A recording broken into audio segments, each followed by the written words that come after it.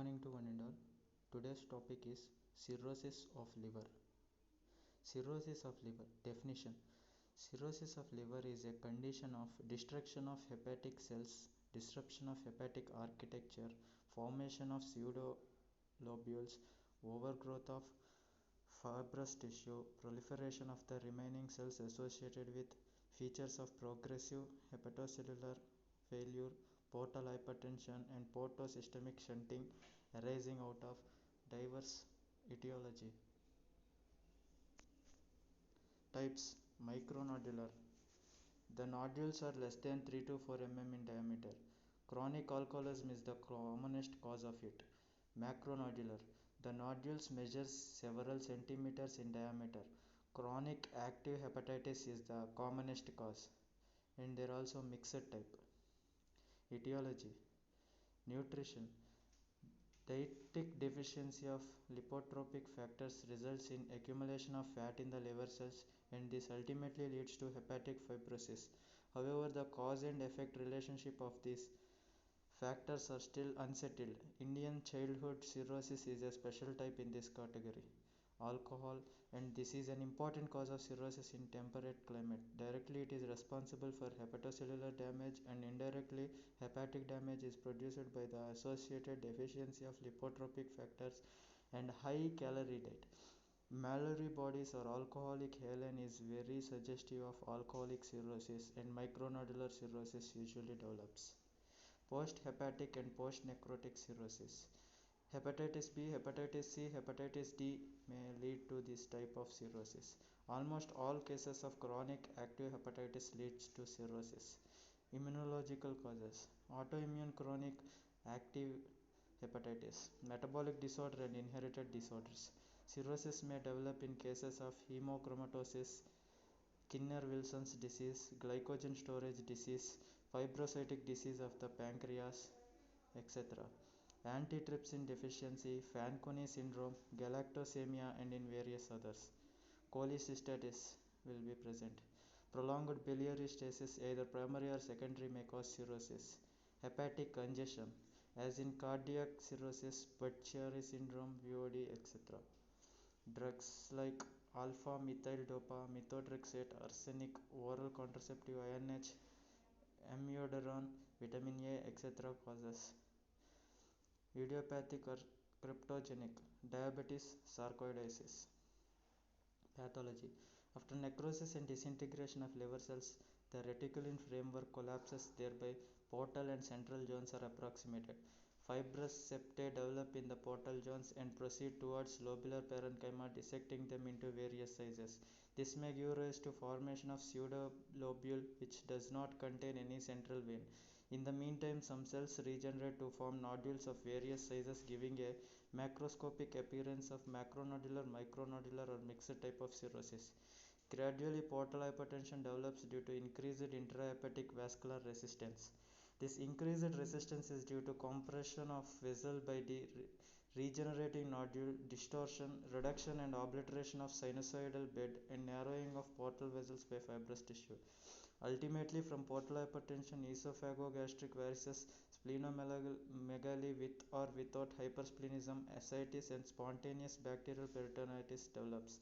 Apart from portal hypertension, ascites may develop from other causes also, like COT, increased sodium retention by kidney due to hyperaldosteronism, increased sympathetic metabolism of prostaglandins, kinins, overproduction of hepatic and splanchnic lymph, giving rise to lymphoria, non-absorption of water and lymph by the peritoneal lymphatics, and impaired renal water excretion by high ADH.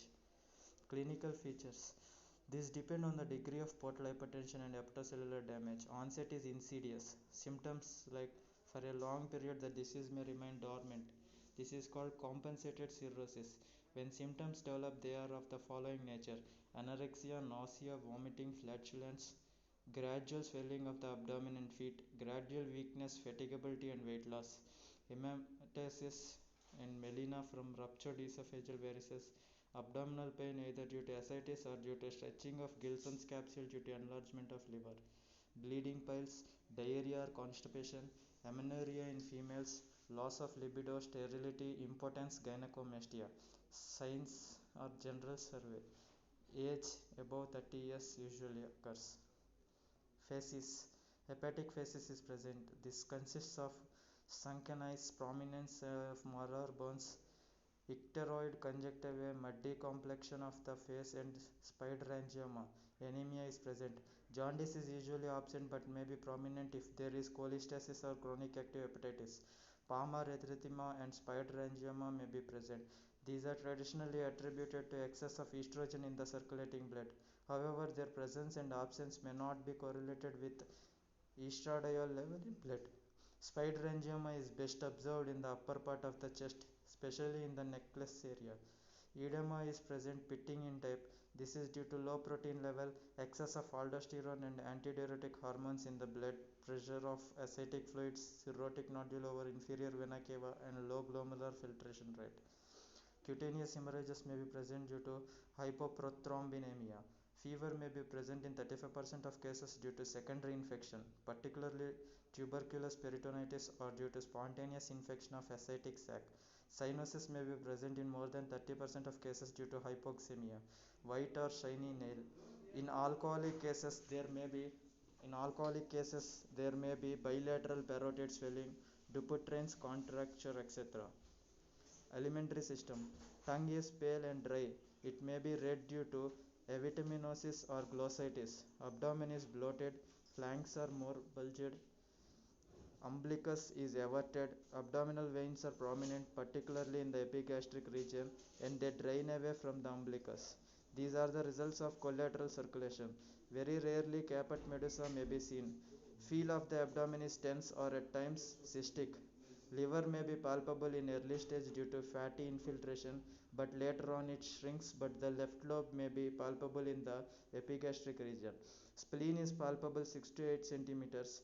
Soft to firm in feel. This is due to portal hypertension. Fluid thrill chiefly due to portal hypertension and low protein level of blood.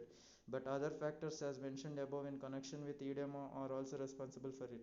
A venous hum may be heard near the umbilicus or epigastric region, rarely over spleen due to collateral circulation. It's called as splenic shuffle. Other features like apex beat is displaced upwards due to ascites, and there may be soft systolic murmur over mitral and pulmonary areas. Hyperkinetic circulation with throbbing digital vessels may develop.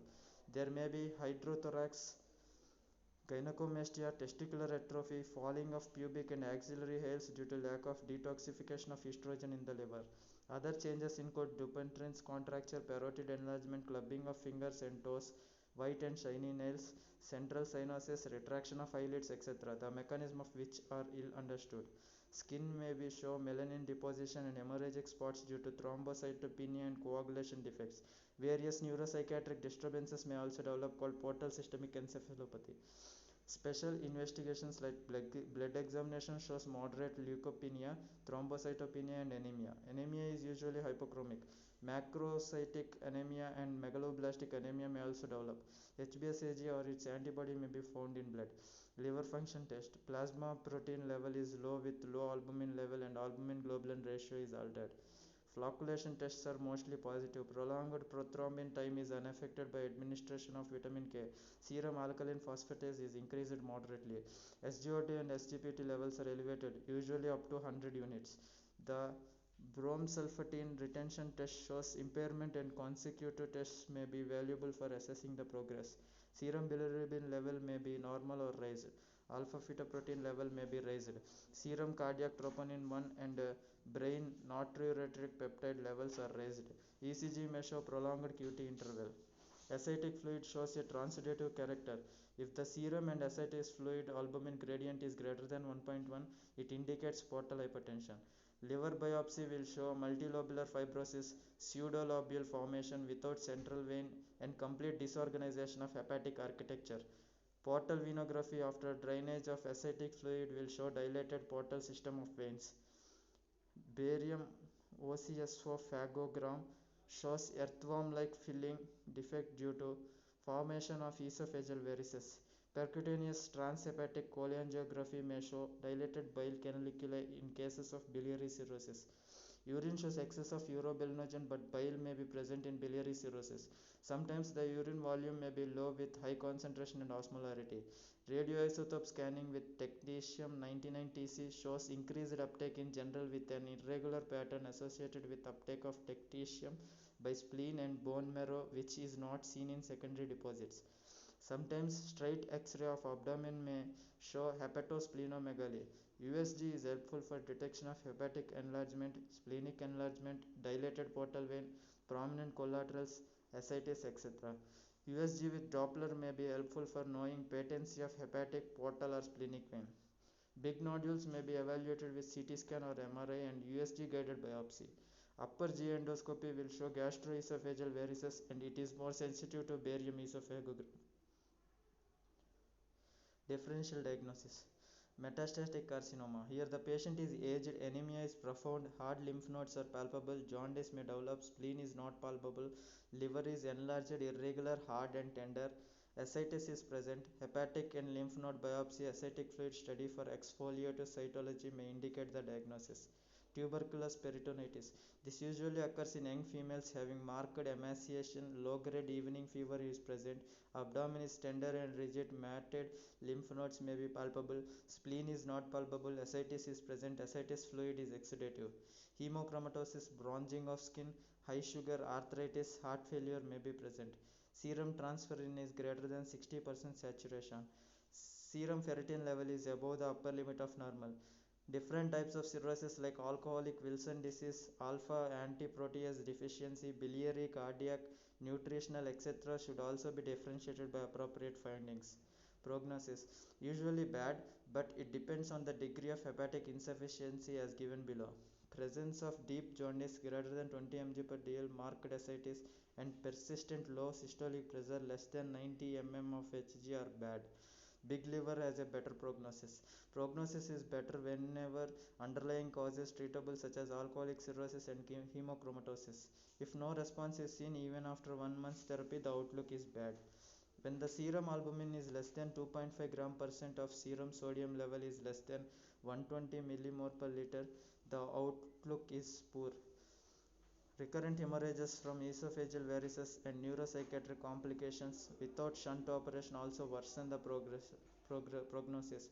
When a precipitating cause is present for hepatic decompensation which is amendable to treatment such as infection or hemorrhage, the outcome comparatively is favorable. When a heavy dose of diuretic is required for amelioration of ascites, the outlook is bad. If hepatic needle biopsy reveals marked necrosis and inflammatory reaction, the prognosis is bad. Complications like portal hypertension, ascites, bacterial peritonitis, hepatorenal syndrome, hematemesis and melena, bleeding piles, anemia, hepatopulmonary syndrome, hemorrhagic tendency, hernia, acute hepatic failure, terminal hyponatremia. Management. Rest. This is particularly advisable when there is hemorrhage, edema, ascites or other complications. Diet. Nutritious diet containing more carbohydrate, moderate protein and fat may be given. Too much restriction of fat is possible, not required. However, diet should be very much restricted regarding protein when patient has just recovered from encephalopathy or there is incipient precipitation of it. Alcohol is to be avoided in general, but occasional drinking of wine or beer in non-alcoholic cases may be allowed. Sodium should be restricted in the diet up to 400 to 800 mg per day. After sufficient dietetic effect, this restriction may be little lessened. When hyponatremia greater than 125 MEq per liter develops, restriction of fluid intake 800 to 1000 ml per day may be required. Diuretics. Oral thiazide diuretics with potassium supplementation may be used. Furosemide may be given. In some cases, spironolactone 100 to 200 mg per day or trimetazidine 100 to 200 mg per day may be used along with thiazide diuretics. Anti-anemic therapy and blood transfusion should be given if necessary. Slow drainage of ascitic fluid may be done if there is cardiorespiratory embarrassment. Otherwise, paracentesis is not preferred. Portacaval or splenorenal shunt operations may also be done in selected cases. For bleeding from esophageal varices apart from fresh blood transfusion, vasopressin 20 units in dextrose drip 5% may be given for over 10 minutes. Injection octreotide acetate 50 to 250 Ug per hour IV may also be given. Endoscopic injection of sclerosing solution may be required. Esophagogastric compression may be done by Sengstaken, Blakemore or Minnesota tube. Sometimes emergency surgery may be required. Injection sclerotherapy or band ligation, clipping, etc. may be done.